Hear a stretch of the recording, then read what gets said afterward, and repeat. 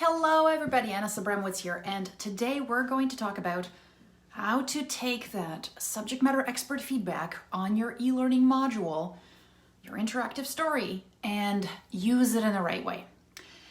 So, I hope you're having a fabulous day. Listen, let me just take a sip. All right. So, one of the challenges that I've faced myself and now some of my students are facing is, when you get feedback on your module, how do you handle that and how do you work with it, right? And just recently this happened and I wanted to share it with you. So, because I'm thinking you probably would benefit from this as well, right? Because we all have to work with subject matter experts. So one of my students is putting together an interactive story. And one of the strategies that we use in interactive stories is called the contagonist distractor. So what the contagonist distractor is, let's just step back a little bit. What's a scenario, right? A scenario is a situation presented to the learner. We're all talking about, as far as I'm concerned, I'm referring to e-learning right now, right?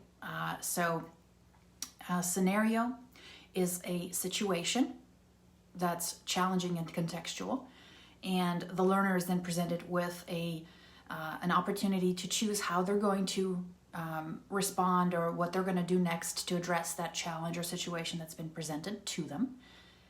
Then they see the consequences of their actions, and then, if appropriate, they see feedback. There are other strategies that you can use in between those little pieces of that, what we call a pearl, scenario pearl, to make this decision more difficult, more compelling, more challenging. One such strategy is the contagonist distractor. So what happens is, and you present somebody with a situation, but what happens is before they make a decision, they might get a contagonist, we call them, to give them some advice on how to handle it. And they're not necessarily giving always bad advice. Sometimes they give good advice. And they're not some sort of mythical character like a pirate or something. Usually it's somebody they trust, like a colleague or a friend. And what happens is this person, this contagonist, what they do is, a lot of people will jump to a conclusion about why a situation needs to be solved a certain way. So they'll be like, oh, this is easy. I'm going to choose this one. Well, the contagonist is there to place some doubt and also to verbalize out loud some of the things that people believe and think that actually affect their decision making. So basically the contagonist is there to kind of say it out loud and also say those assumptions out loud, right?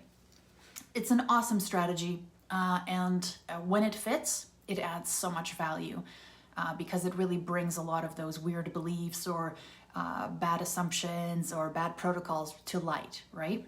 And so she's using this strategy, and the contagonist sometimes gives good feedback or good advice on how to handle the situation, and sometimes they give bad advice, right? But the thing is that we want the learner to think and to really consider all kinds of options pertaining to that situation before they jump in and say, this is the right answer.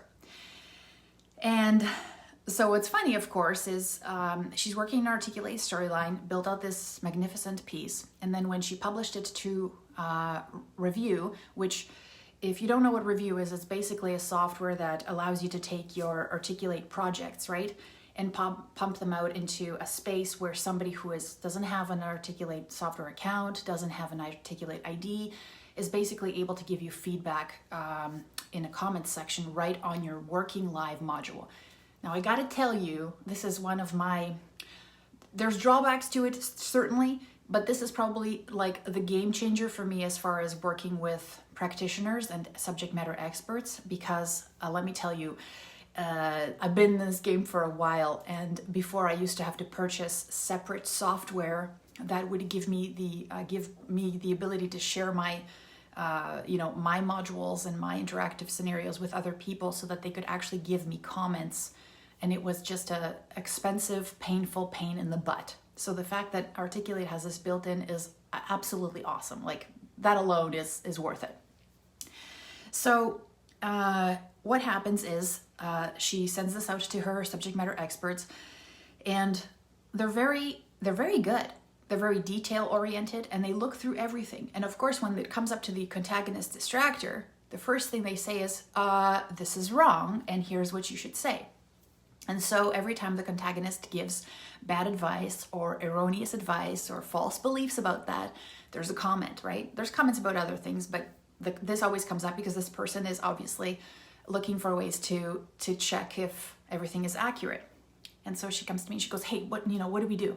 And I'm like, well, you don't need to actually do anything. She goes, well, shouldn't I tell them what I'm trying to achieve and then show them how the contagonist is actually trying to give them bad info? And I'm like, nope. She goes, okay, so what should I do? And I'm like, just tell them, comment and say, perfect, thank you. She's like, that's it? And I'm like, they're not angry. They're not upset here. And also they confirmed exactly what you needed to hear, right? This isn't the right info. And she's like, oh, I guess that's true. And it's funny because I used to have this mindset, and I think a lot of us still do, that when somebody gives us feedback, we have to implement it. When somebody gives us feedback, we have to use their advice because somehow they are the superior authority on designing learning. I mean, this has come back to even things like I've had subject matter experts give me feedback on the fact that in my conversations that I had these two students talking to each other, and in the conversations they used some contractions, like instead of we will, they'll say will, there, isn't that cool? So this subject matter expert said, hey, this language is very informal. Aren't we trying to set a precedent here? So we should use more formal language. And I thought, no, we're not trying to set a precedent here for how they're supposed to talk to each other. We're trying to set a precedent on how they are supposed to make decisions about certain events. And if you want somebody to relate and find this meaningful to them and for it to flow, you don't put in language that comes out of a manual. You actually use language that is in a conversation, right? If I'm trying to simulate a conversation, I'm going to simulate a conversation. And so I'm like, that's a good point. Thanks, but I'm the person who's writing these scenarios. I'm the one who's talking to the practitioners, the students, and this is how they talk, and this is how they rationalize. So now let's get to the decision points. Are they making the right decisions? So the idea is that the subject matter expert is not your client, right? Most times. Now, there definitely are times when the subject matter expert is your client, right? If you're talking to somebody who's directly, they're not only the subject matter expert, they're the person who's sequestering the project, right? That's great. Okay. So then they hired you because learning, e-learning, all those things, right? So one of the things you have to do is take their suggestions about the layouts, the language, the sequencing with a grain of salt. Because you're the one geeking out on this, right? You're the one doing this stuff for a living, and they hired you to help them. And so they're going to have questions, they're going to have comments and suggestions, but that doesn't make them a person who is credible or believable to give you advice about learning and strategies and e-learning, right? They're going to have their own expertise. So one of the things I want you to focus on, and this is what I always tell my students, is that help people work within their domain of expertise. Your domain of expertise is going to be the design, the development, the launching, the prototyping, all that stuff, technical aspects, right? The needs assessment. Their expertise is their domain, right? So you're asking for them to verify accuracy, but as far as the other things, that's their opinion. It's just an opinion. It's not the law, right? So I used to be the person who would be like, okay, what can I do? How can I explain this to them so that they understand what I'm trying to achieve with this instructional design strategy? How can I tell them that I have to build up the character and it's going to take a little bit of time? You don't need to do all of that. Sometimes people just give you feedback and they just want to be acknowledged that you understood it and that you understand what's going on from their perspective. But that doesn't mean you have to incorporate all those things, because the thing is, they're probably really busy with their own work. They don't need to have you explain to them the strategies behind your instructional story. They don't. They really don't. They just need to make sure that you acknowledge that you got, he or she said, hey, this isn't right. This is what they should say. And you're like, okay, cool. I got that. Got it. That's awesome. I needed that. I needed you to confirm that this was in fact the wrong information. Excellent. Let's move on. So I hope that was helpful to you, because I think that we definitely collaborate with people. The people who are our customers in the end is the business and the learner. If the learner does well, the business does well. It's not the subject matter expert who's your client most times. It's the business, and the subject matter expert is there to help the business.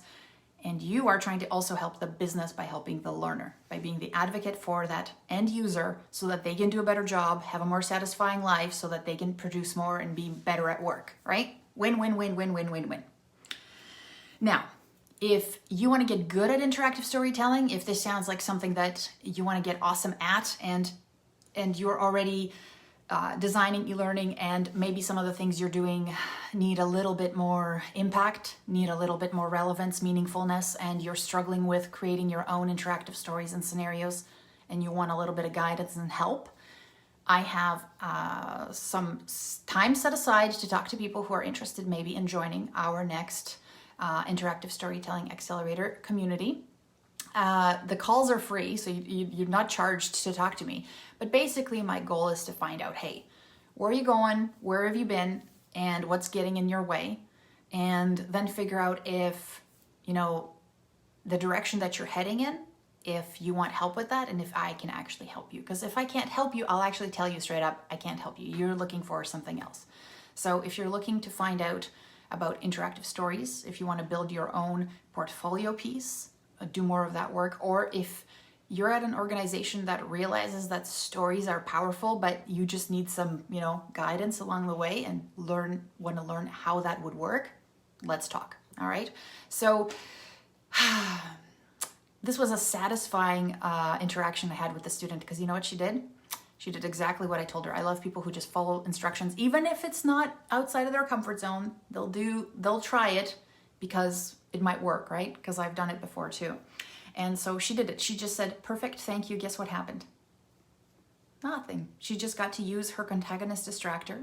And the cool thing was that she also got validation that the contagonist was actually saying the things that she meant for them to say, which is give the person conflicting and bad info, which is perfect, because it was based on the conversations she had with practitioners about why they mess up, right? The things they believe that help them mess up. And that makes such a juicy, credible, awesome scenario, and a good aha learning experience. All right, so I hope this was helpful. I hope you found it useful. If you did, let me know, or share this. That would be cool. And also, I'm here every day, so if you have any questions, post them in the comments, and guess what I'll do? I will answer them if I am able to. All right? Okay. Take care, friends, and I'll talk to you next time.